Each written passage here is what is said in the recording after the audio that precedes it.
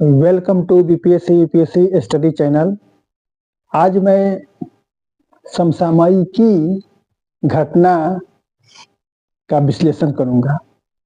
इस संदर्भ में मैं यह बताना चाहता हूं कि मेरा यह प्रयास रहेगा कि जो भी समसामयिक घटना हो रही हैं और उसमें मुख्य जो घटनाएं हैं उसका विश्लेषण करूं, ताकि पीटी हो या मेंस की परीक्षा हो उसमें आप लोगों के लिए उपयोगी हो। तो इसी कड़ी को प्रारंभ करते हुए मैं आज सुप्रीम कोर्ट की एक जो टिप्पणी है उस टिप्पणी के बारे में बताने जा रहा हूं। क्योंकि पश्चिम बंगाल की जो सरकार थी वो लगभग 77 जातियों को ओबीसी का दर्जा देकर आरक्षण प्रदान कर दी थी। उसी संदर्भ में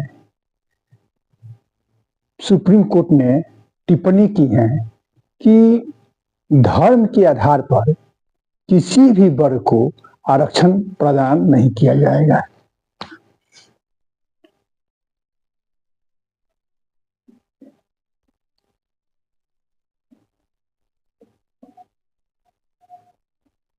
धर्म के आधार पर आरक्षण प्रदान नहीं किया जाएगा।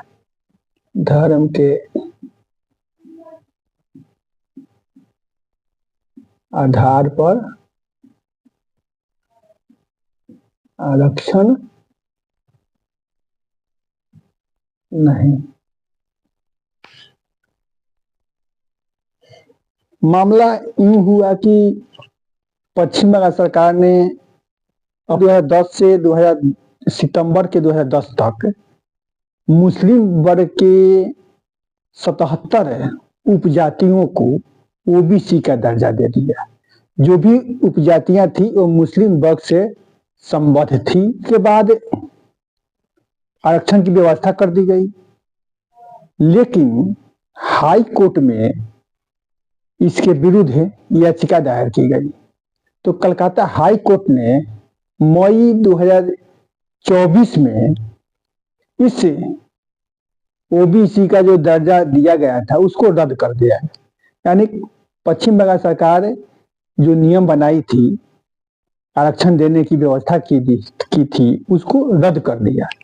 तो कलकत्ता हाई कोर्ट के विरोध में पश्चिम बंगाल सरकार ने सुप्रीम कोर्ट पहुंची। सुप्रीम कोर्ट में जो सुनवाई चल रही है उस सुनवाई के क्रम में सुप्रीम कोर्ट स्पष्ट रूप से टिप्पणी किया है कि धर्म के आधार पर किसी भी वर्ग विशेष को आरक्षण नहीं दिया जा सकता है। तो ये मुद्दा आरक्षण का ही है, क्योंकि सरकारें वोट की लालच में, वोट को लेकर विभिन्न वर्गों को आरक्षण देने की व्यवस्था कर देती हैं। ओबीसी में हुआ या कोई विशेष वर्ग हुआ उसमें शामिल कर दी जाती हैं और उनको आरक्षण का लाभ दिया जाता है।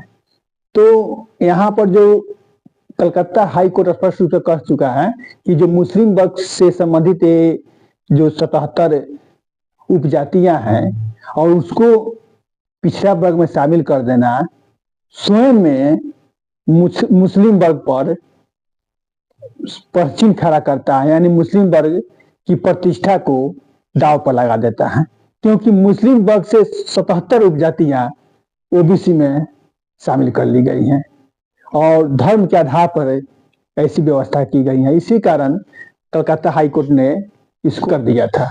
अब सुप्रीम कोर्ट में सुनवाई चल रही है। तो यहाँ पर मैं ये बताना चाहूंगा कि आरक्षण से संबंधित यदि कोई मुद्दा आता है तो उसको कैसे लिखें। तो यहाँ पर अनुच्छेद 14, अनुच्छेद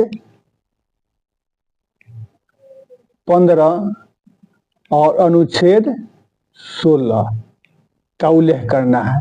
क्योंकि अनुच्छेद 14 में स्पष्ट रूप से कहा गया है कि प्रत्येक भारत के जो नागरिक हैं उनको समता का अधिकार दिया जाएगा, यानी कि विधि के समक्ष और विधियों का समान संरक्षण प्रदान किया जाएगा। इस मामले में किसी भी स्तर से भेदभाव नहीं किया जाएगा। यह है समता का अधिकार है, मौलिक अधिकार है।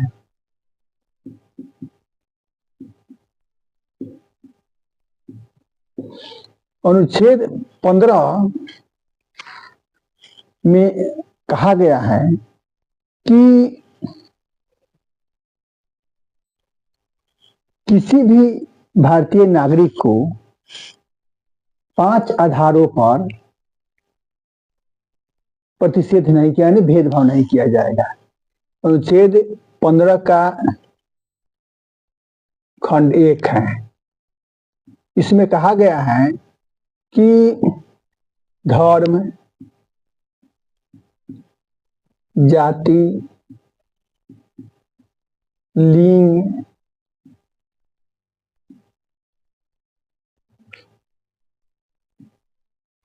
मूल वंश,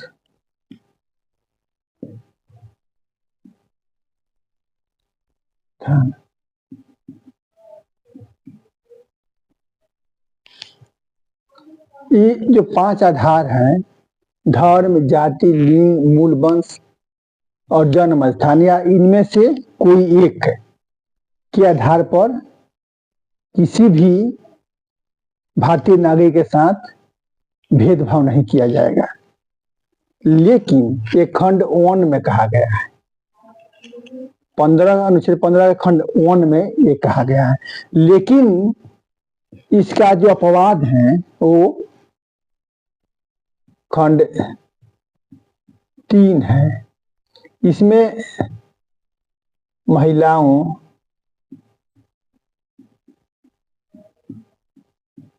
प्लस बालकों, महिलाओं और बालकों के हित में यदि सरकार कोई कदम उठाती है तो इस आधार पर कोर्ट में नहीं जाया जा सकता है, यानी चुनौती नहीं दी जा सकती है। तो यानी कि ये अपवाद है खंड 3। खंड 4 भी अपवाद है। इसमें कहा गया है कि सामाजिक और शैक्षणिक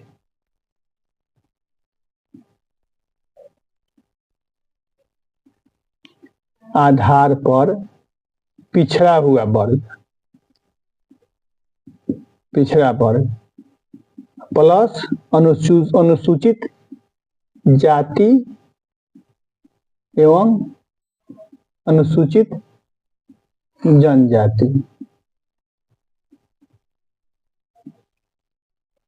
शेष के उत्थान के लिए सरकार कोई कदम उठा रही है तो उसको जो उस कदम की चुनौती की कोर्ट में नहीं दी जा सकती है। यानी कि 2 एक्सेप्शन है, 2 अपवाद है। इसमें कहीं भी धर्म का जिक्र नहीं है। धर्म, जाति, लिंग, मूलवंश और जन्म स्थान के आधार पर भेदभाव नहीं किया जा सकता है। लेकिन यदि महिलाओं और बालकों के प्रगति के लिए कोई कदम उठाया जाता है तो उसके खिलाफ कोर्ट में नहीं जाया जा सकता है, सरकार के खिलाफ नहीं जाया जा सकता है। या सामाजिक और शैक्षणिक रूप से जो पिछड़ा वर्ग है या अनुसूचित जाति और अनुसूचित जनजाति है उसके कल्याण के लिए, उसके हित के लिए यदि राज्य सरकार कोई या केंद्र सरकार कोई कदम उठा रही है तो उसको चुनौती नहीं दी जा सकती है। तो ये हो गया अनुच्छेद 15। अब देखिए अनुच्छेद 16 जो है ये इसका जो खंड 1 है उसमें स्पष्ट रूप से कहा गया है कि अवसर की समता की बात की गई है। इसमें क्या कहा गया है खंड 1 में? अवसर की समता। अवसर की समता यानी कहा लोक नियोजन में लोक नियोजन में अवसर की क्षमता प्रदान की जाएगी। यानी जो भारतीय नागरिक हैं उनको सरकार के किसी भी सार्वजनिक उपक्रम है उसमें नौकरी प्रदान करनी हो या नियोजन करना हो तो उनको किसी भी आधार पर भेदभाव नहीं किया जा सकता है। तो आधार क्या है? वही है धर्म, जाति, लिंग, मूलवंश और जन्म स्थान, और दो इसमें और तत्व जोड़ जाते हैं, उद्भव।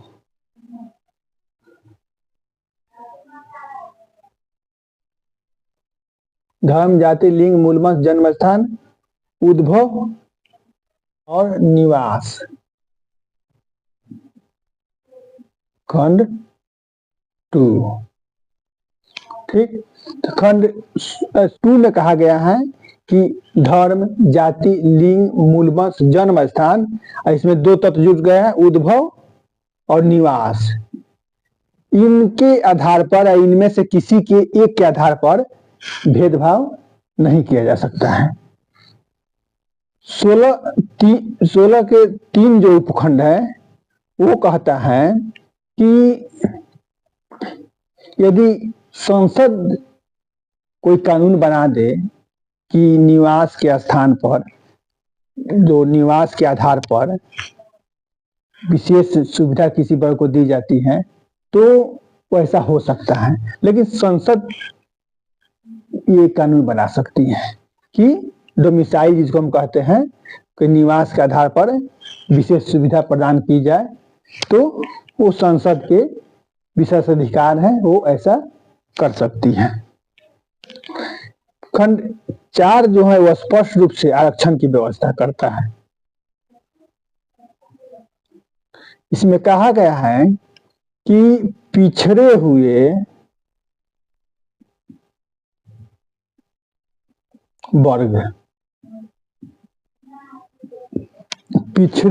वर्ग को आरक्षण की सुविधा प्रदान की जाएगी, लेकिन हमारे संविधान में पिछड़े हुए वर्ग को परिभाषित नहीं किया गया है। तो इस मुद्दा को लेकर सुप्रीम कोर्ट ने इंदिरा साहनी के मामले में, इंदिरा साहनी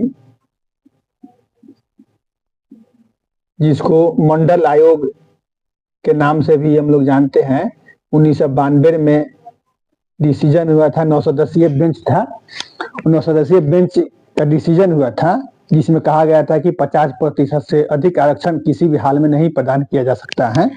तो उसी के तहत पिछड़े वर्ग को परिभाषित किया गया कि पिछड़ा वर्ग भारतीय संदर्भ में जाति, जो निचली जाति हैं उसको पिछड़ा वर्ग मान लिया गया। जो हिंदू समाज में निचली जातियां हैं, जिसको निचली जाति माना जाता है, उसको पिछड़ा वर्ग मान लिया गया, क्योंकि जो भी निर्धन है यानी गरीब हैं या जो अशिक्षित हैं, जो निचली जातियां हैं, उनका संबंध पिछड़े हुए वर्ग से रहा है। ऐतिहासिक दृष्टिकोण से यदि देखिए तो आप पाइएगा कि जो ऊपरी 4 जो वर्ग हैं, ब्राह्मण, राजपूत और भूमिहार, कायस्थ, इसके अलावा, इन चारों वर्गों के अलावा जो भी वर्ग हैं उन सभी को पिछड़े वर्ग में शामिल कर लिया गया। और इसी आधार पर, मतलब यानी हिंदू समाज में जो जाति है, जो निचली जाति है, उसको पिछड़ा वर्ग मान लिया गया। तो इस आधार पर आरक्षण दिया गया। लेकिन ये भी कहा गया है कि जो अनुच्छेद 335 है, अनुच्छेद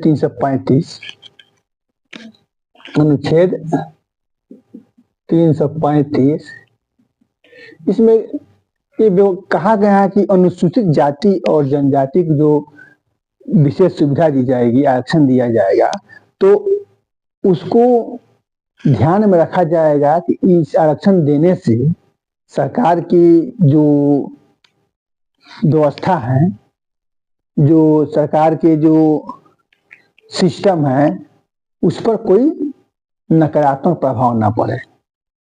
335 में। तो वही कहा गया कि अनुच्छेद 16(4) की जब व्याख्या की जाएगी तो अनुच्छेद 335 से जोड़कर इसको देखा जाएगा। मतलब आरक्षण को एक सीमा के अंदर बांध लिया गया है।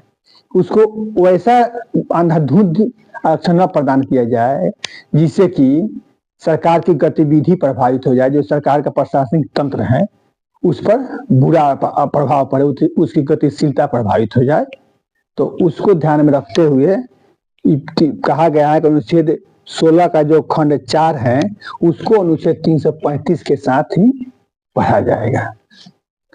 तो इन सभी तथ्यों को हम देखते हैं तो कहीं भी धर्म की चर्चा नहीं की गई है कि धर्म के आधार पर आरक्षण दिया जाएगा। यहाँ तक कि आर्थिक आधार पर भी आरक्षण देने की कहीं व्यवस्था इसमें चर्चा नहीं की गई है। केवल पिछड़े हुए वर्ग की बात की गई है। तो पिछड़े हुए वर्ग को निचली जातियों से संबद्ध माना गया।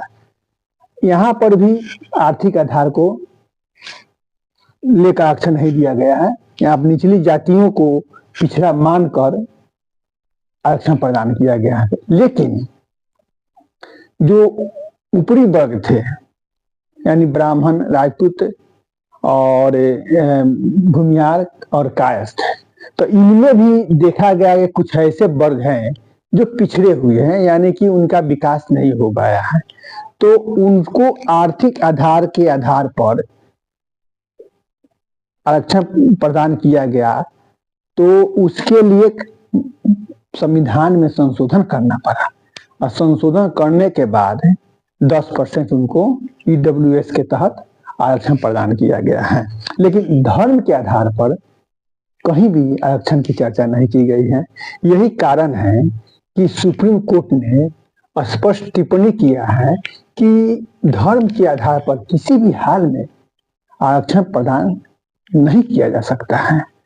और इसका जो अनुच्छेद है, मुख्य अनुच्छेद है, उसको आप लोग याद रखिएगा।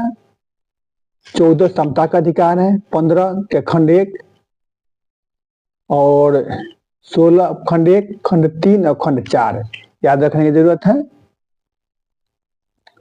16 का खंड 1 अवसर की समता है, खंड 2 धर्म, जाति, लिंग, मूल वंश, जन्म स्थान, उद्भव और निवास के आधार पर भेदभाव नहीं किया जाएगा। उस अवसर में किसी भेदभाव नहीं किया, किसी प्रकार का आरक्षण का स्पष्ट उल्लेख 16(4) में किया गया है।